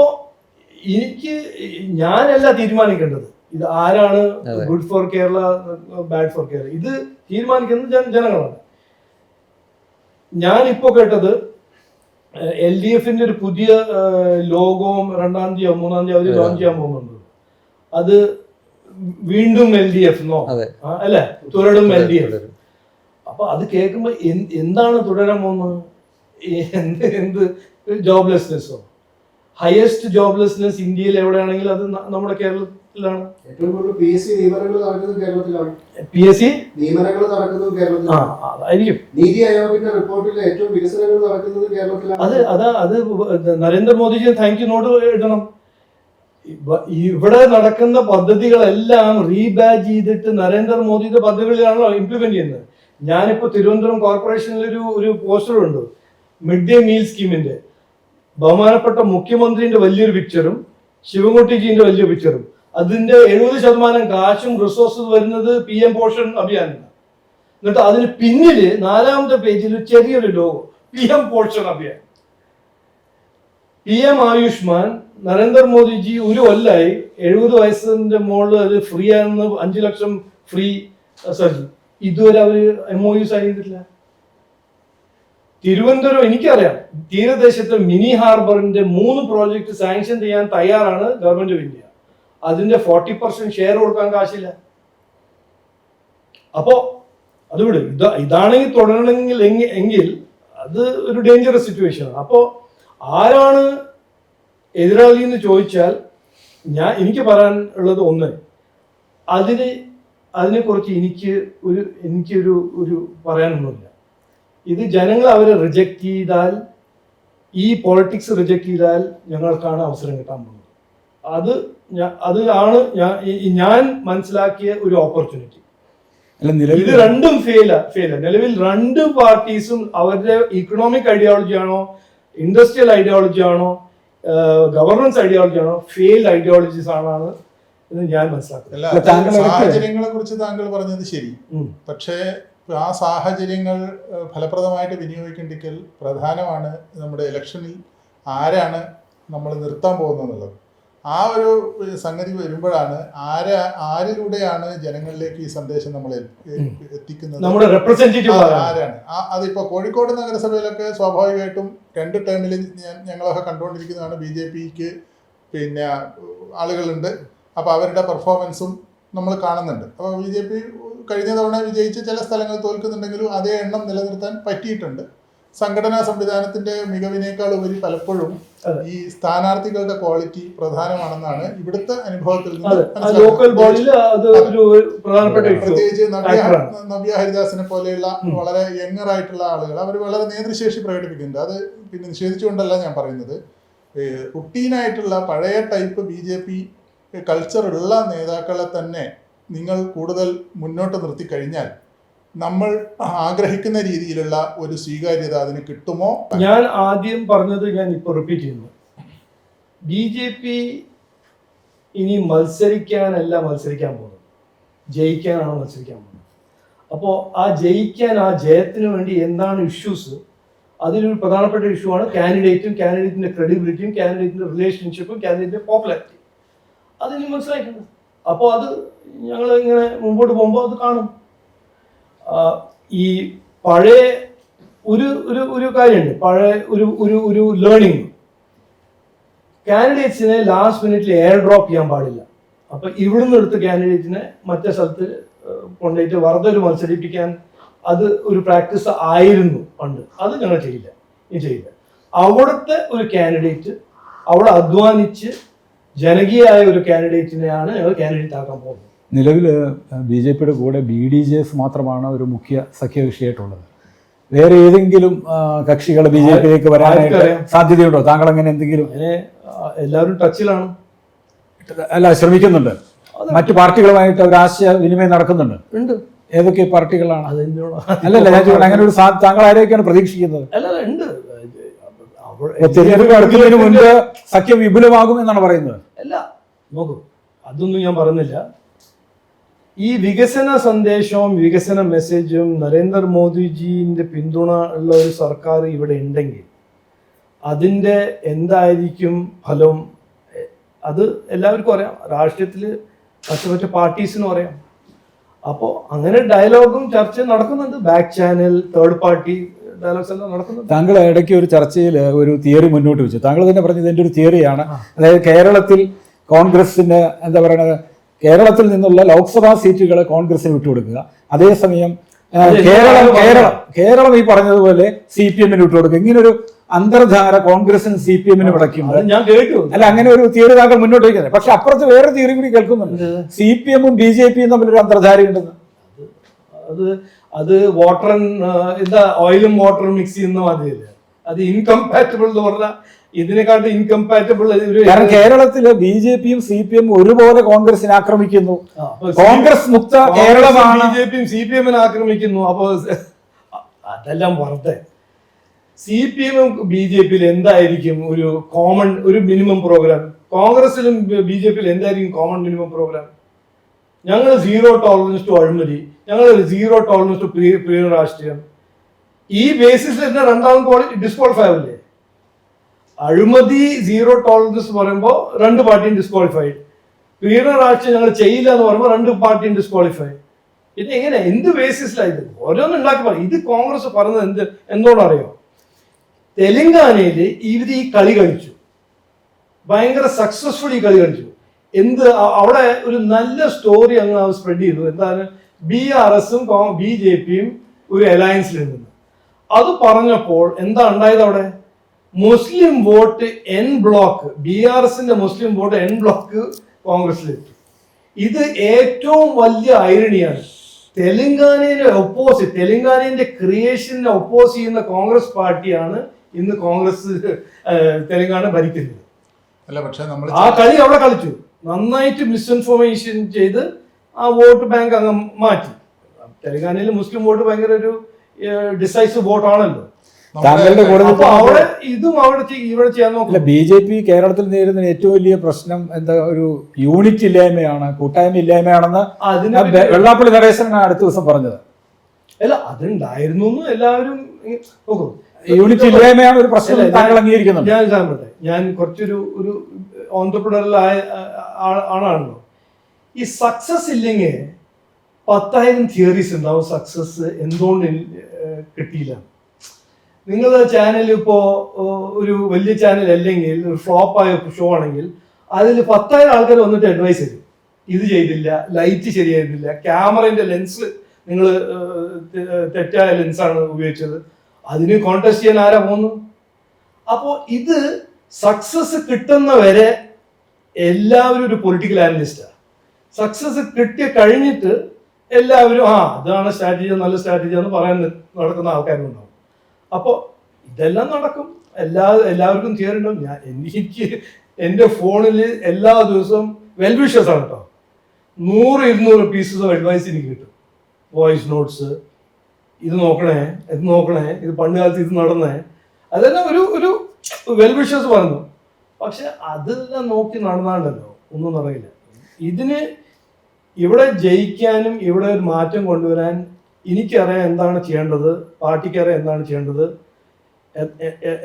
ഏത് ടൈപ്പ് കാൻഡിഡേറ്റ്സ് വരണം, എന്തായിരിക്കണം ഞങ്ങളുടെ നെറേറ്റീവ്, ഞങ്ങളുടെ പ്രവർത്തനം എങ്ങനെയായിരിക്കണം, എത്ര അധ്വാനിക്കണം, അതെല്ലാം ഞങ്ങൾക്കറിയാം. അത് ചെയ്യും. 6 മാസമുണ്ട്, അത് ചെയ്യും. അത് കഴിഞ്ഞിട്ട് 6 മാസമുണ്ട്, അവിടെയും ചെയ്യും. കേരളത്തിലെ ഏറ്റവും സുപ്രധാനമായ ഒരു മാധ്യമ സ്ഥാപനത്തിൽ നിർണായക ഉടമസ്ഥ പങ്കാളിത്തമുള്ള ആൾ കൂടിയാണ് താങ്കൾ.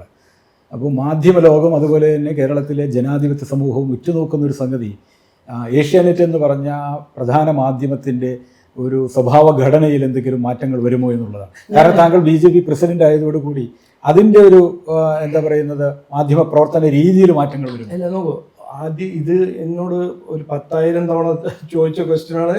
ഇത് 10,001st ടൈമാണ്. അതിൻ്റെ ആൻസർ ഞാൻ 10,000 തവണ കൊടുത്തിട്ടുണ്ട്. എനിക്ക് ഏഷ്യാനെറ്റ് ന്യൂസിൽ ഒരു ഇൻവോൾവ്മെൻറ്റും ഇല്ല, ഒരു ഓണർഷിപ്പും ഇല്ല. എനിക്ക് ഒരു കമ്പനിയിൽ ഒരു ഇൻവെസ്റ്റ്മെന്റ് എന്റെ റോള് ഒരു ഇൻവെസ്റ്ററിന്റെ റോളാണ്. അതിൽ 2015 ഞാൻ വൈസ് ചെയർമാൻ ഇന്ത്യ ആകുമ്പോഴും അത് കഴിഞ്ഞിട്ടും ഇന്നും അതൊരു ഇൻഡിപെൻഡന്റ് സ്ഥാപനമാണ്. അവിടെ ഒരു എഡിറ്റോറിയൽ ടീമുണ്ട്, അവിടെ ചെയർമാൻ ഉണ്ട്, അവിടെ മാനേജിംഗ് ഡയറക്ടർ ഉണ്ട്, അവിടെ ബോർഡ് ഓഫ് ഡയറക്ടേഴ്സ് ഉണ്ട്. അവർ ചെയ്യുന്ന പണി അവർ ചെയ്യും. പക്ഷേ കുംഭമേളയുടെ പശ്ചാത്തലത്തിൽ ഒരു വിവാദം ഉണ്ടായപ്പോൾ താങ്കൾ അതിനകത്ത് കൃത്യമായ ഒരു അഭിപ്രായം രേഖപ്പെടുത്തി. അത് ഞാൻ എനിക്ക് ഒരു ചാനൽ എന്തെങ്കിലും ചെയ്താൽ എനിക്കൊരു അവകാശമുണ്ടല്ലോ കമന്റ് ചെയ്യാൻ. നാളെ മാതൃഭൂമി എന്തെങ്കിലും പറഞ്ഞാൽ ഞാൻ ഒരു ആസ് എ പബ്ലിക് റെപ്രസെന്റേറ്റീവ് ഞാൻ ഒരു ട്വീറ്റ് ചെയ്യും, I request you not to do it. ഞാൻ അതല്ലേ ചെയ്തുള്ളൂ. അത് ഡയറക്ഷനോ അങ്ങനെ ഡയറക്ഷൻ കൊടുക്കുകയാണെങ്കിൽ എന്തിനാണ് ഞാൻ ട്വീറ്റ് ചെയ്യുന്നത്? അല്ല, അതിൽ ആ ചെയ്ത പ്രവൃത്തി ശരിയല്ല എന്നുള്ള രീതിയിലുള്ള മെസ്സേജ് അങ്ങനെയൊന്നുമില്ല. എനിക്ക് എൻ്റെ ഒരു ഡ്യൂട്ടി, എൻ്റെ കടമ, ജനങ്ങൾ എന്നോട് എന്തെങ്കിലും പറഞ്ഞാൽ അത് റിഫ്ലക്റ്റ് ചെയ്യാൻ എൻ്റെ ഒരു ഡ്യൂട്ടിയാണ്. അതാണ് പബ്ലിക് ലൈഫിൽ ആരാണെങ്കിലും അതൊരു ഡ്യൂട്ടിയാണ്. എന്നോട് ആരെങ്കിലും പറഞ്ഞാൽ ഇത് ഞങ്ങൾ വിഷമിക്കുന്നുണ്ട്, അത് ഞാൻ മുമ്പോട്ട് വയ്ക്കും. അതിന് ശരിയാണോ അത് തെറ്റാണോ ഞാൻ അതിൽ പോകുന്നില്ല. ആൾക്കാർ പറഞ്ഞത് ഞാൻ മുമ്പോട്ട് വയ്ക്കും. അതിൽ ഞാൻ ഇത് ചെയ്യണം മറ്റേത് ചെയ്യണം ഞാൻ അങ്ങനെ ഒരു സ്പെസിഫൈഡ് ഒന്നും പറയില്ലല്ലോ. പക്ഷെ ആ സ്റ്റോറിയില് അതൊരു CPM വിമർശനമായിരുന്നു. പക്ഷേ നമ്മള് BJP ഈ ലെവലിൽ ഡീറ്റെയിൽ പോകേണ്ട ആവശ്യമില്ല. പക്ഷെ ഞാൻ പറയുന്നത് ഇതാണ്, ഒരു പബ്ലിക് റെപ്രസെന്റേറ്റീവിന്റെ ഒരു ബേസിസിൽ എനിക്ക് വരുന്ന കമന്റോ എനിക്ക് വരുന്ന ഒരു അഭ്യർത്ഥനയോ നിവേദനങ്ങളോ അത് ഞാൻ മുമ്പോട്ട് വയ്ക്കും. അത് ആരാണെങ്കിലും, ചാനലാണെങ്കിലും ന്യൂസ് പേപ്പർ ആണെങ്കിലും ഗവൺമെന്റ് ആണെങ്കിലും സംസ്ഥാന സർക്കാർ ആണെങ്കിലും അത് വയ്ക്കും. അത് ഞാൻ വെച്ചു.